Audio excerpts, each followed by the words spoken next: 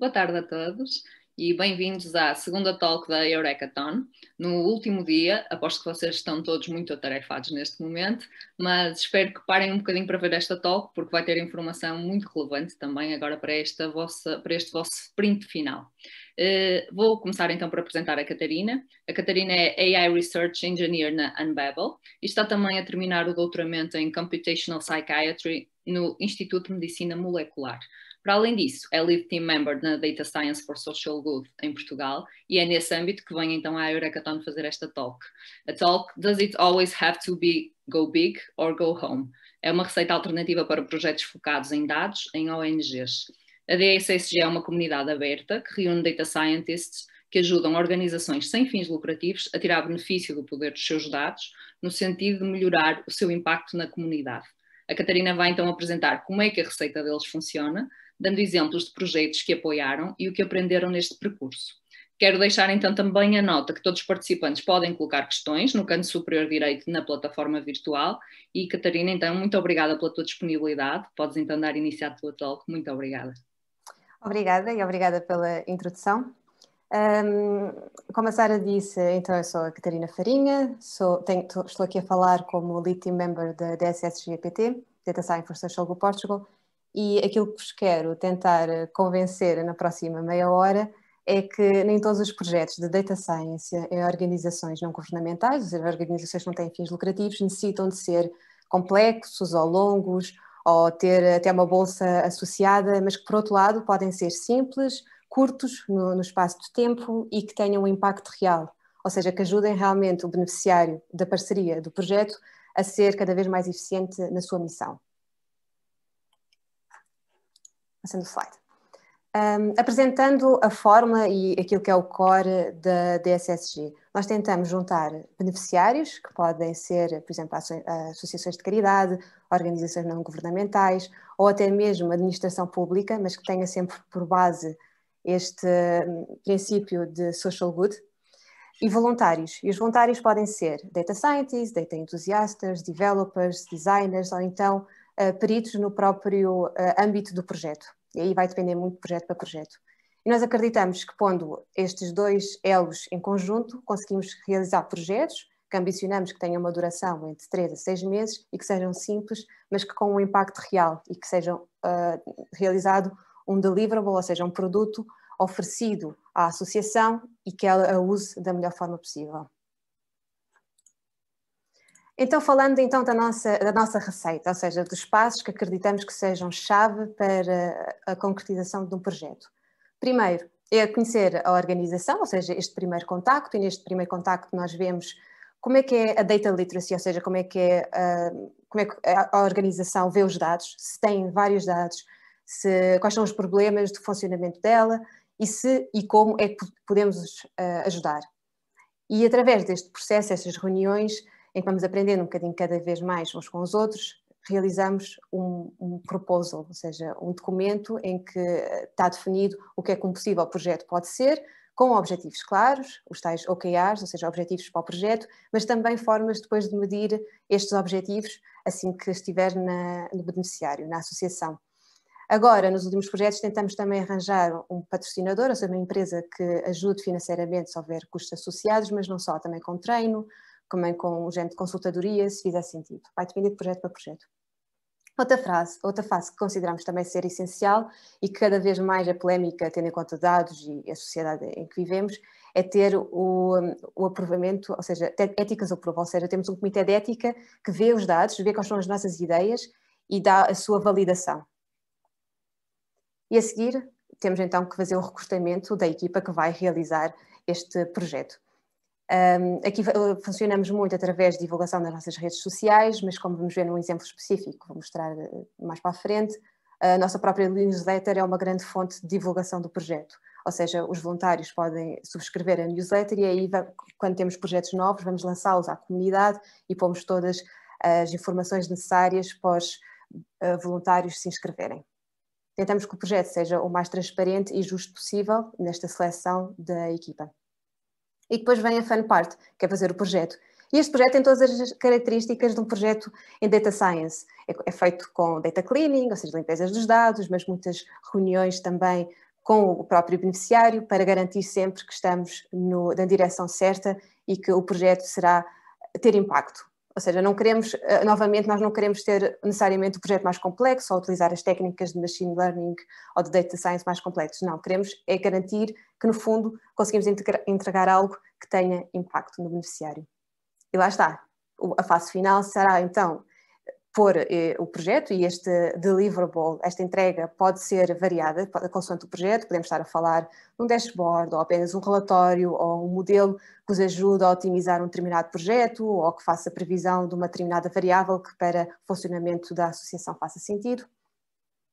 E muito importante também é tentarmos acompanhar o projeto, e aqui tentamos acompanhar 6 meses depois da entrega, se o projeto realmente teve impacto ou não. Não queremos que a nossa conversa e a nossa parceria com a associação acabe com a entrega do projeto. E eu aqui tenho em espaços específicos o Get Key Metrics, ou seja, recolher estas métricas-chaves no follow-up, neste tal acompanhamento no futuro, mas também na entrega, mas no fundo há métricas que nós queremos recolher em todas as fases, como vamos ver. O próprio recrutamento pode ser pedido, podemos ter várias métricas daqui, como quando estamos a fazer o proposal do projeto, várias etapas. Depois de termos esta receita formada, quisemos então proceder a ter portfólio.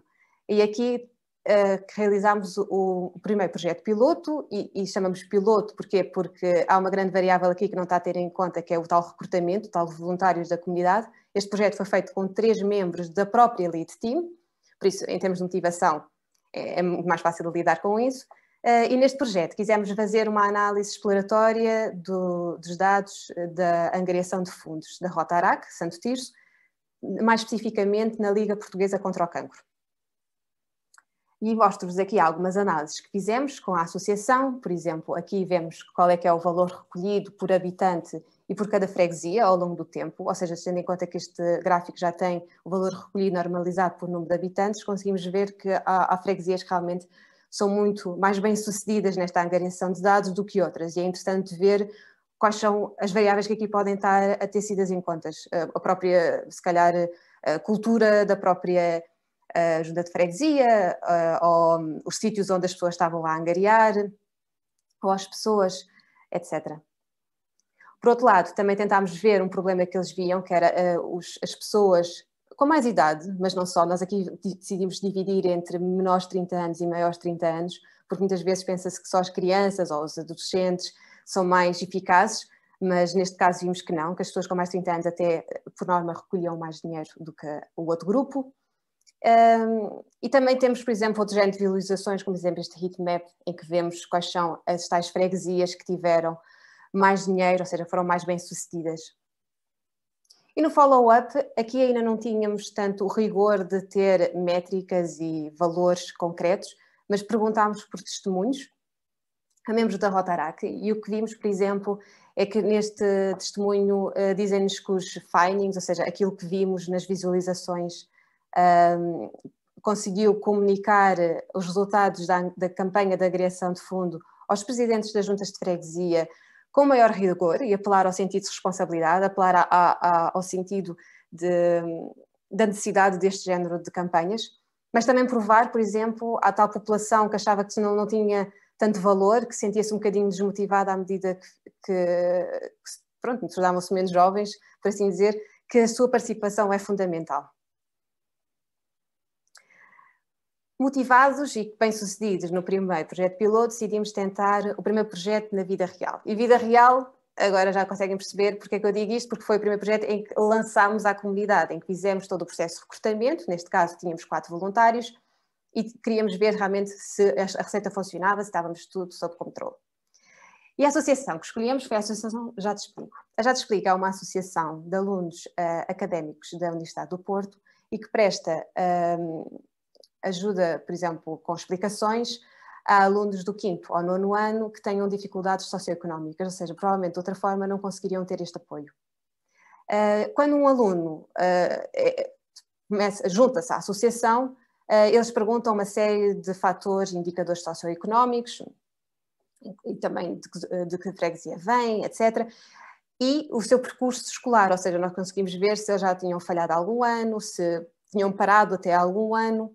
E com isto o que é que queremos? Queremos identificar se há riscos, se há fatores de riscos que consigam prever o insucesso escolar de determinada criança, para que quando a criança chegue, ou já te explico, tenha um fator associado e aquelas que tenham um fator de insucesso escolar mais elevado tenham mais atenção no início do processo e que sejam mais bem acompanhadas.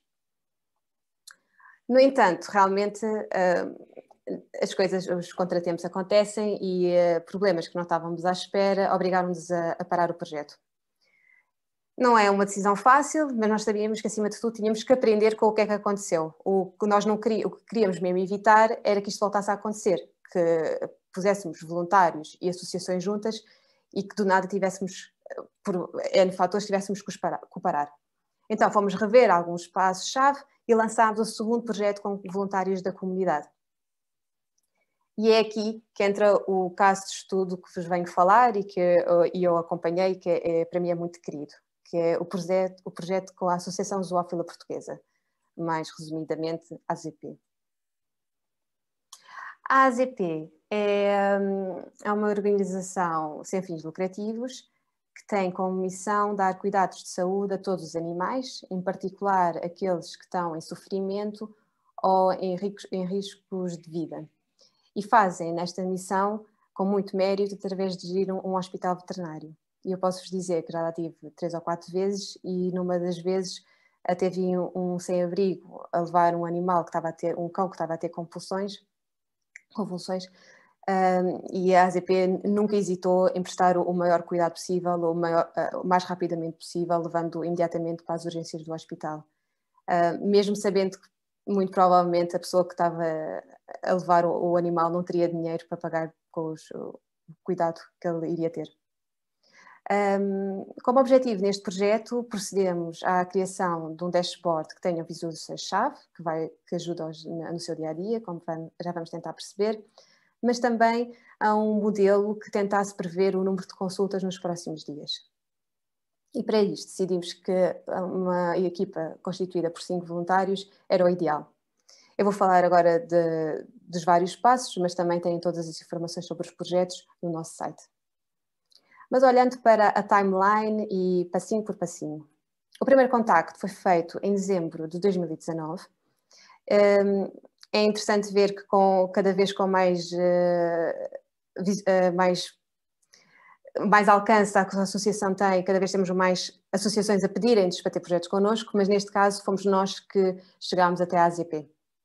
E foi com uma surpresa bastante agradável que vimos que o foco deles era realmente o hospital e não era, por exemplo, as adoções como íamos com essa ideia. Então tinham uma base de dados riquíssima de dados, com muita informação, até porque financeiramente eles têm que seguir tudo o que fazem. Nesse mês, no início do próximo mês, aqui já estamos em janeiro deste ano, pedimos uma data sample, sejam dados mas reduzidos, em que olhámos para eles e vimos, através das conversas de quais eram os problemas, o que é que poderíamos fazer. E escrevemos o tal Proposal Project. Definimos os objetivos e a forma como é que íamos tentar avaliar. Em janeiro deste ano, aqui ainda não tínhamos o Comitê de Ética, mas tentámos sempre garantir a anonimização dos dados, que isso aí é sempre fulcral. Felizmente o sistema de base de dados deles já o faz, esta anonimização, quando é pedida a extração. Por isso, nesse ponto de vista, tínhamos o trabalho mais resolvido, mais simplificado. Pedimos, depois do projeto estar concordado entre ambas as partes, então todos os dados que iriam ser utilizados no projeto, e aqui estamos a falar mais ou menos de 4 a 5 anos. A seguir, então foi fazer o recrutamento da equipa e queríamos uma equipa o mais motivada e diversa possível. Foi através das nossas redes sociais e da nossa mailing list que procedemos à tal call de voluntários para o projeto. Aqui estamos a ver, por exemplo, imagens que foram na mailing list na altura, em que explica o que é a Associação Zoófila Portuguesa. Pomos também aquele exemplo dos dados lá, que é para eles conseguirem fazer download e ver que variáveis é que iam mexer. E fomos claros em dizer o que é que nós estávamos à procura. E neste projeto especificava que estávamos à procura de um Project Manager, de um Technical Lead, ou seja, um Data Scientist que tivesse alguma experiência, e Volunteers. Agora nós chamamos eles de Makers, porque no fundo são todos voluntários, mas estes Makers não têm necessariamente de ter muita experiência nem em Project Manager, nem muito em Data Science. Nós acreditamos que uma equipa diversa e que aprendam também em conjunto com o projeto é o que consegue ser mais eficaz. E então, Meet Team. Neste projeto tivemos como voluntários a Filipa Rodrigues, o Henrique Pereira, o Hugo Santos, o Pedro Carvalhais, que foi o PM, Project Manager, e o Pedro Preto, que foi o Technical Lead. E o passo a seguir, ou seja, desde fevereiro até que, ou seja, depois de reunir a equipa até agora, temos vindo a concretizar o projeto. E é um projeto muito, uma fase iterativa, como eu já tinha dito, entre reuniões que eles têm, e reuniões com o beneficiário, em que nós, DSSG, costumamos estar sempre presentes com um ou dois elementos, e nestas reuniões é interessante ver como é que os voluntários, à medida que vão vendo os dados, perguntam se determinada variável com o valor Y pode ser considerada um outlier, ou se determinada variável tem que ser tida em conta se é essencial para o funcionamento do hospital. E com base nesta discussão, nesta iteração e com o feedback da AZP, vamos tentando construir algo que, no fundo, vai ter o maior impacto possível. E foi com muito agrado, ainda que no meio tivesse passado uma pandemia, com todas as complicações associadas, que o mês passado instalámos o dashboard na AZP. E aqui conseguimos ver, por exemplo, o Henrique e o Hugo na AZP a fazer a instalação. E trago-vos alguns exemplos que eu achei interessantes sobre visualizações que podem ser vistas com este dashboard. Aqui, por exemplo, conseguem ver, selecionar por tipo de consultas, e é importante dizer que a AZP funciona em dois tipos de consultas. Tanto podem ser consultas marcadas, ou seja, a pessoa marca e aparece no horário que marcou para ter a consulta com o animal, ou então numa ordem de first come, first served, ou seja, consultas por ordem de chegada. Mas aqui conseguimos ver, estamos a ver março deste ano, então a gente sabe o que é que aconteceu em março deste ano, a pandemia estava a chegar e o estado de emergência e o confinamento. E aqui conseguimos ver, por exemplo, que na segunda quinzena, em relação à primeira, houve realmente um decréscimo do número total de consultas e conseguimos ver qual é o valor, o número de animais que foram apoiados, etc. Nesta visualização, conseguimos ter em conta aquela diferença do tipo de consultas que eu vos falava há bocadinho. Ou seja, aqui estamos a olhar para todo o ano anterior, ou seja, 2019, e o que é que aconteceu este ano? No verão, a direção da AZP mudou.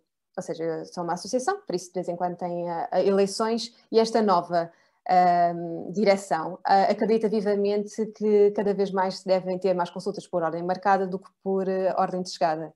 Porque a ordem de chegada, pelo que disseram, havia muita gente a chegar, por exemplo, entre as 10 e as 11 da manhã e depois era normal ficarem lá 4 a 5 horas.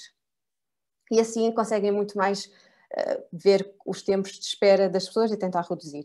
Então conseguem ver, por exemplo, que aqui as consultas marcadas a partir de junho, agosto, aumentam muito mais. Ou seja, eles conseguem comprovar que as práticas que estavam de incentivo às consultas marcadas estavam a resultar. Outra preocupação que eles têm também muito é o tempo de espera. Querem reduzir o tempo de espera que as pessoas esperam pelas consultas. Também está relacionado com aquilo que vos falava há bocadinho, neste incentivo às consultas marcadas.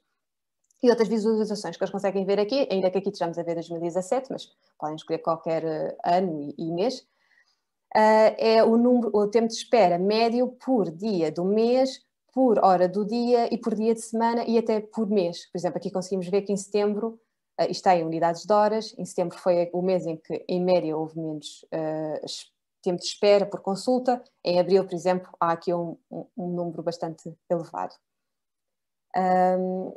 Ainda a falar sobre os tempos de espera, por exemplo, a equipa agora ainda está a tentar ver que variáveis é que podem influenciar mais esse tempo de espera, e as análises que discutimos na última reunião era até que parece que a idade correlaciona, se serem mais velhos, levam a durações maiores, e com as durações maiores de consultas há uma cascada depois que as outras ficam mais com espera até serem as consultas. Por último, por exemplo, podem ver também como é que múltiplas, por exemplo, o número de consultas por dia e por dia de semana varia consoante a espécie, ou seja, se é um canino ou felino. Aqui, por exemplo, estamos a ver maio de 2019 e vemos, por exemplo, a enfermaria. A enfermagem teve muito mais consultas de felinos, mas que, em regra, as coisas até são bastante equilibradas. Falei-vos também que tínhamos concretizado um modelo de previsão do número de consultas e aqui como é que ele funciona. A AZP faz o calendário das consultas quinzenalmente e foi esta a janela temporal que eles pediram que seria útil. Então, o modelo consegue ver todos os dados que têm passados e prever qual é que é o número de consultas nos próximos dias, exceptuando os sábados em que não fazem consultas. Nós, neste caso, tínhamos o valor real, ou seja, conseguimos ver qual é que era a margem de erro que o modelo previa em relação à realidade e estava aproximadamente entre 4 consultas, o que pelo feedback da AZP é algo bastante razoável e que dizem que será útil. Uma das coisas que é interessante deste modelo é que haver um feriado nestes 15 dias tem realmente impacto e o modelo consegue ir a uma base de dados, ver se há feriados portugueses nestes dias em que está a prever e ter isso em conta. A tal medição do impacto temos marcado para abril de 2021, ou seja, 6 meses depois do dashboard ter sido instalado, e vamos perguntar perguntas como quantas vezes é que é utilizado, para que propósito, se é apresentações internas ou é apresentações externas, se calhar para mostrar o impacto que as suas missões também têm, por exemplo, número de consultas, etc. Mas é muito interessante ver que já temos alguns testemunhos positivos. O presidente da AZP, por exemplo, 2 semanas depois da instalação, disse-nos que usa já o dashboard frequentemente para tirar a informação que necessita de uma forma fácil e que a ferramenta é realmente útil. E ainda ontem, por exemplo, eu tive uma reunião com alguns voluntários do projeto e com o presidente e com a vice-presidente da AZP e diziam que era muito útil em reuniões em que algumas pessoas discordavam daquilo que era a sua experiência empírica, algumas pessoas achavam que era X e as outras Y, e que estas visualizações serviam como quase um apoio factual do que é que estava a acontecer e aí conseguiam tomar as medidas na direção certa mais facilmente. Grandes lições que aprendemos com estes projetos. Eu resumi-as nestes pontos-chave. Nós acreditamos que, é importante que os dados sejam suficientes e que sejam apropriados para o projeto que estamos a tentar alcançar. Como se diz em bom português, não dá para fazer uma omelete sem bons ovos, sem ovos. A seguir, é importante termos um bom processo de recrutamento. Conseguimos, nas entrevistas que fazemos e no processo, ver se eles estão motivados, ver a disponibilidade, falar todos estes pontos, porque em última análise, é a equipa que vai realizar o projeto. A comunicação é essencial entre todas as partes. Ver qual é que é a forma que resulta melhor, se é, principalmente agora neste sistema em que estamos todos virtuais e que não dá para ter a interação e a parte de componente física, que é super importante. Ver se é por mail, se é por WhatsApp, se é uma chamada, o que é que funciona melhor. E nós agora, nas guidelines, propomos que já hajam determinadas reuniões, que sejam periódicas, nós propomos de 15 em 15 dias, entre todas as partes, e que promovam justamente estes pontos de comunicação. Depois, serem aptos, ou seja, nós temos que ser aptos contra as adversidades e sermos flexíveis. Neste ponto falo-vos, por exemplo, a pandemia veio, houve uma reestruturação, apareceu justamente em março, quando os voluntários estavam super entusiasmados, e obviamente houve alguns contratempos, mas tivemos que ser flexíveis e conseguimos concretizar o projeto, de qualquer forma. Depois era o que eu vos falei várias vezes, de ter estas métricas-chaves. E aqui estamos a falar de externo, ou seja, do impacto do projeto no beneficiário, como interno. Ou seja, todos os nossos passos, a duração de cada uma das fases, qual é que é a motivação da equipa, se a equipa acha que a constituição foi o mais eficiente possível, a frequência das reuniões, etc. E o mais importante é gerir expectativas. O trabalho voluntário é tudo com base em compromisso, motivação e ter expectativas na direção certa. Não podemos ter um beneficiário que acha que a equipa de repente vai resolver todos os males que tenham, mas também não podemos ter voluntários que acham que querem fazer currículo e usar as técnicas de machine learning que viram no blog ou que aprenderam. Não. O objetivo aqui é ser simples, é ser o mais breve possível e ter o maior impacto possível nas associações que estamos a ajudar. No entanto, não queria acabar a apresentação sem vos falar de outros projetos que nós na DSSG temos realizado. E começo-vos por mostrar, se calhar, algo que já vos é familiar, que é o repositório do Covid-19. Este projeto veio de uma necessidade que sentimos em abril deste ano, que faltava um sítio onde conseguíssemos agregar os dados epidemiológicos portugueses em relação à pandemia. E foi com muito agrado que vimos que teve imenso impacto. Imensas contribuições individuais começaram a utilizar para fazer visualizações, mas não só nestes projetos individuais, como também em projetos de jornalismo. Por exemplo, aqui vemos uma notícia do Público que utiliza dados do nosso repositório em várias visualizações que fizeram, mas também artigos científicos, como suporte para algumas aulas na academia, N projetos. Todos eles estão listados no nosso repositório, por isso se quiserem aceder, podem ver os vários projetos que utilizam o repositório. Mas não é apenas projetos de visualização, também temos projetos em que conseguimos ver qual é que é o risco de transmissão da doença. Por exemplo, aqui temos o risco por concelho, mas também conseguimos ver ao longo do tempo e por secção da área, por exemplo, no norte versus o sul, etc. Que é algo super importante quando queremos ter agora justamente estas medidas mais localizadas.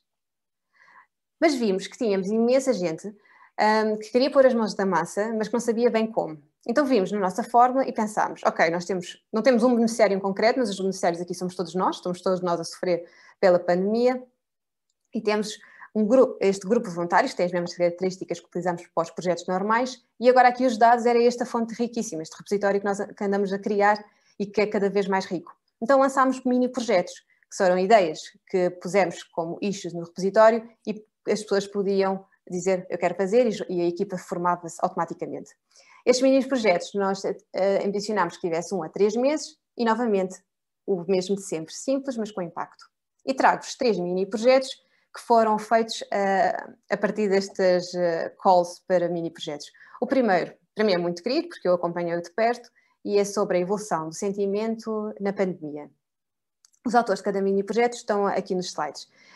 Estes autores, o que eles foram fazer foi recolher notícias do público do Observador, ou seja, notícias de jornais, mas também tweets, e depois com métodos de machine learning de análise de sentimento conseguiam extrair qual é que era o valor, se era mais positivo ou mais negativo, e aí conseguiam depois ver como é que era a evolução destes 2 tipos de conteúdo ao longo do tempo. Mas não só tentar relacionar com as medidas governamentais, como por exemplo quando entramos em estado de emergência, ou quando as lojas, ou quando saímos do desconfinamento, ou do confinamento, seja, quando estávamos a desconfinar, e como é que as pessoas estavam a reagir ao longo do tempo. Este mini projeto já tem um blog no nosso site, por isso recomendo-vos a ver, ou até mesmo a contribuir para o projeto no GitHub que está associado.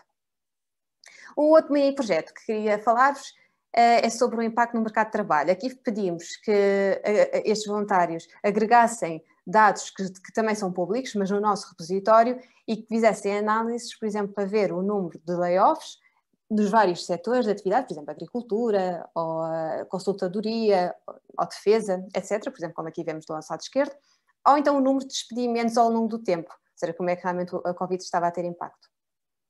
Por último, outro mini projeto que gostava de falar é no facto que muita gente está preocupada como é que a mortalidade indireta do Covid até é superior à mortalidade direta do Covid. E o governo também tem outra plataforma em que vai atualizando o número de mortes por concelho ao longo do tempo. E o que pedimos a estes voluntários foi que integrassem esses dados no nosso repositório, de tal forma que outras pessoas que queiram utilizar estes dados para os seus próprios projetos fosse muito mais fácil, ou seja, cada vez tínhamos mais dados, não apenas com o Covid, mas muitos outros que estivessem relacionados com a pandemia e que pudessem ser úteis. Agora, voltando um bocadinho à receita que tínhamos antes, ou seja, associações, mesmo, não todos nós, mas organizações em específicos, queria-vos falar do projeto que temos com a CAIS. Toda a gente sabe o que é a CAIS, é uma associação que ajuda pessoas que sejam economicamente mais desfavoráveis, e uma das melhores e mais eficientes formas que o fazem é através da venda da revista CAIS. A revista CAIS já tem 25 anos e para muitos dos vendedores é realmente a melhor forma de ganharem dinheiro. E neste projeto temos os dados dos últimos 7 anos, quer dos resultados das vendas, quer também dados demográficos da pessoa que está a vender. E tentámos 3 grandes objetivos. 1, perceber e quantificar o impacto social. 2, perceber que problemas é que estão relacionados com a venda, porque é que eles não conseguem ser ainda mais bem-sucedidos. E 3, através de storytelling, também promover a motivação dos próprios vendedores para vender a revista e eles também terem cada vez mais recompensas com a venda. Neste momento o projeto está ongoing, está pronto a funcionar e tem 5 voluntários. Projetos em 2020, 2021 queremos lançar outros projetos. Um deles é a Fruta Feia. A Fruta Feia é uma associação que tenta minimizar o desperdício alimentar. E como é que o faz? Através de cestas em que juntam frutas e legumes que não são as dimensões medidas perfeitas para um supermercado. E aqui as pessoas podem comprar estas frutas que estão em perfeitamente estado e aí reduzimos o desperdício alimentar. Está neste momento a finalizar o scoping. E o outro, e estou super entusiasmada por vos contar, é um projeto com o Banco Alimentar, ou seja, em primeiro lugar agradeço-vos a todos que estejam no Eurekathon, que é fantástico esta competição, e nós vamos prosseguir com as ideias que vierem, ou seja, com as vossas ideias, e em 2021 vamos começar um projeto com essas ideias, com uma equipa, por isso stay tuned. Como take home message, o que eu gostava de dizer era o que é que achamos que é mais importante para nós da SSG em termos de crescimento e em termos de cada vez termos mais projetos ao mesmo tempo, em que ajudemos mais associações ao mesmo tempo. Começar pequeno, aprender e iterar. Nós neste momento não temos muitos projetos ao mesmo tempo, mas quisemos começar com o piloto, com um e depois outro, para que cada vez termos uma receita o mais eficiente possível e que aprendemos realmente com todos os passos que temos dado. Depois é criar uma comunidade que esteja cada vez mais engaged, ou seja, cada vez mais motivada para estes tópicos de social good e social science. E isso faz através de projetos, mini-projetos, eventos como este, Eurekathon novamente, como o Summit que organizámos há umas semanas, com workshops, com blog post, e é com agrado que vemos que cada vez a comunidade é cada vez mais saudável e cada vez maior. Depois queremos melhorar o conhecimento sobre os dados nas organizações sem fins lucrativos. Ou seja, se uma organização não tiver dados suficientes para começar um projeto, não é por aí que nós não podemos ajudar. Podemos mostrar como é que eles conseguem angariar esses dados para atingir cada vez melhor a missão que tenham.